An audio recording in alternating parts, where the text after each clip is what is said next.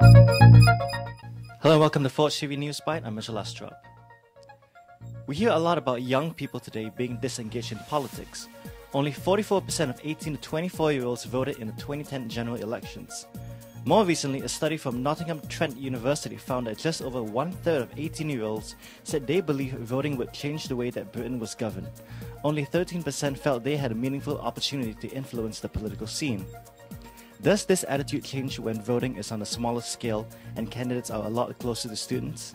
The SU officer elections and SU policy referendum, which is tied to it, are two of the main opportunities for students to have their say over the union. There has been a brief fluctuation in the voter turnout, but it has hovered from 31% to 35% over the last 4 years. This is around 10% less than the turnout for the general election. We found out what students think about the elections and referendum and how much say they feel they have in the future of the union.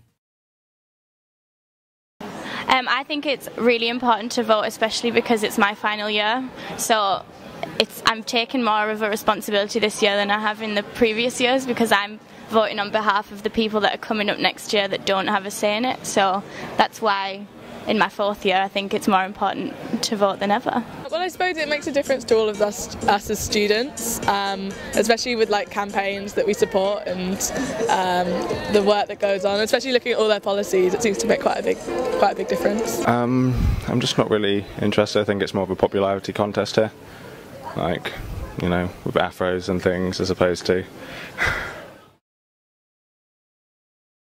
I think they have the ability to affect that. I mean, whether or not they do is obviously down to whether or not they can make that change and whether or not they can overcome some obstacles along the way.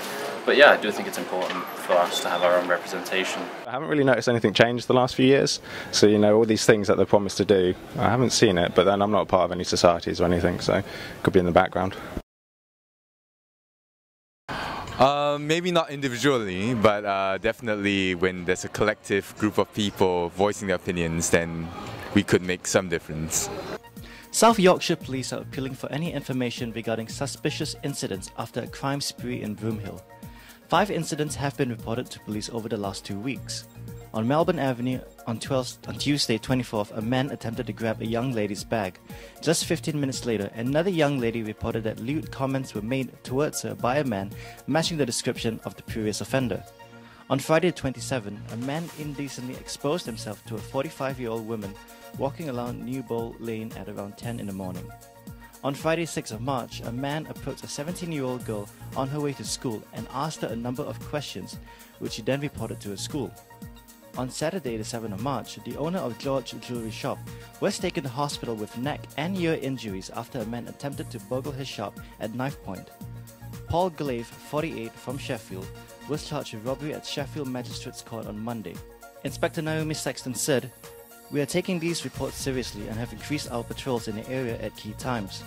However, other than the 2 incidents, there is no information to suggest that they are linked at this time, but police are keeping an open mind."